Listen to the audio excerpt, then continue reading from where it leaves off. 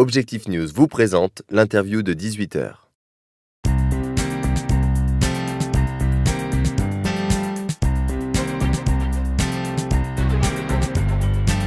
Stéphane Distinguin, bonjour. Bonjour. Vous êtes le président de Faber Novel, agence d'innovation, mais également de Cap Digital, le pôle de compétitivité spécialisé dans le numérique.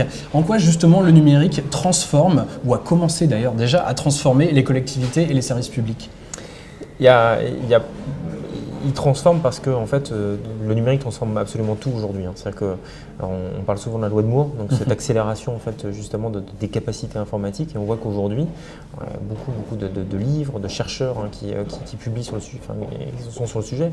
Et on voit que ce numérique est parti d'un domaine qui était un domaine assez justement en recherche dans les entreprises. Aujourd'hui, arrive dans le domaine public, dans les usages, et que ce qui est à mon avis le point le plus fort en fait de cette transformation, c'est qu'aujourd'hui c'est les citoyens, les habitants, les utilisateurs qui sont les mieux équipés. Et donc ça transforme complètement le rapport en fait, entre des collectivités, des organisations et les individus, puisque c'est les individus qui arrivent avec leur propre équipement, avec leurs propres usages, en fait, dans un espace qui est un espace public. Et donc, si vous êtes aujourd'hui, par exemple, si on imaginait avant simplement le système des cartes, j'ai l'air bien jeune, mais vous avez quand même, évidemment, comme tout le monde, un peu cherché sur des plans de ville là, qui sont derrière les affiches souvent. Maintenant, quand on a un smartphone avec une grande marque avec un cycle de toutes les couleurs et qu'on a ça à l'intérieur de son téléphone, c'est vrai qu'on voit que la perception de la ville et de ses services a totalement bouleversé. Et ça, c'est de l'équipement, personnel. Donc, comment est-ce que les collectivités peuvent encourager les citoyens à participer ? Alors, je pense que déjà la première des choses, c'est de le faire avec sincérité. C'est un truc classique. C'est-à-dire que je pense qu'il faut faire bon accueil et être capable de répondre. C'est-à-dire que quand on pose des questions, il faut être organisé pour y répondre.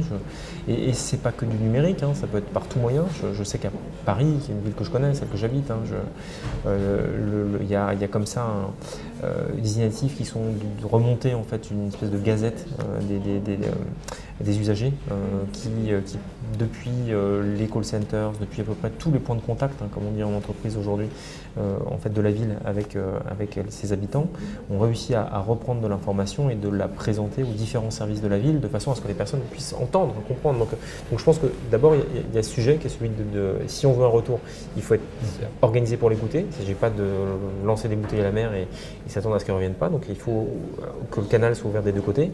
Et puis après, je pense aussi qu'il faut s'attendre à être dans un système qui est un système d'évolution permanente, on va dire de révolution permanente, dans laquelle un dispositif doit être pensé non pas comme on fait, et ça c'est aussi je pense assez bouleversant pour les collectivités, où quand on lance un chantier, on ouvre un immeuble, une école, une gare, enfin tous ces éléments d'infrastructure, c'est plus ça le numérique. Le numérique c'est on avance petit à petit, on fait quelque chose, il faut être capable de le jeter du jour au lendemain pour recommencer quelque chose d'autre, et ça c'est vraiment une approche totalement nouvelle en fait justement de l'élaboration en fait de nouveaux services et de nouvelles relations aux utilisateurs, aux habitants, aux usagers.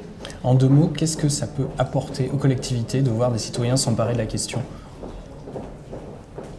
Ça peut complètement changer.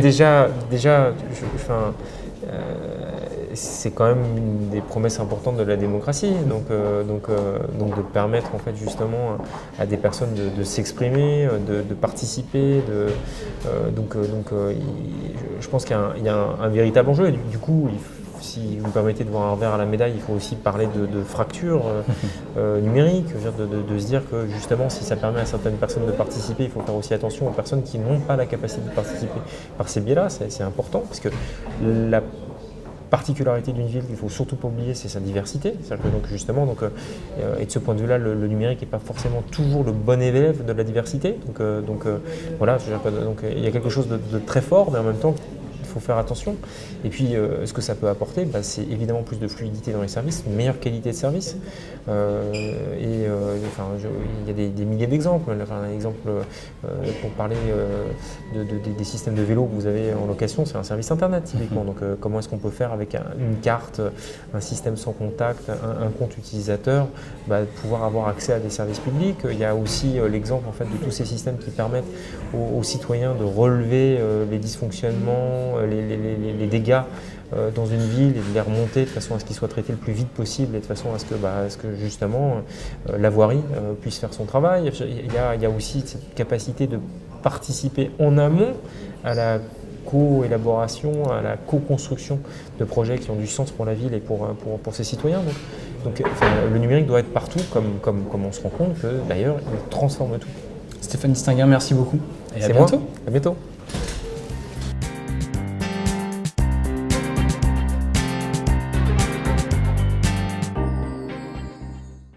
Objectif News vous a présenté l'interview de 18h.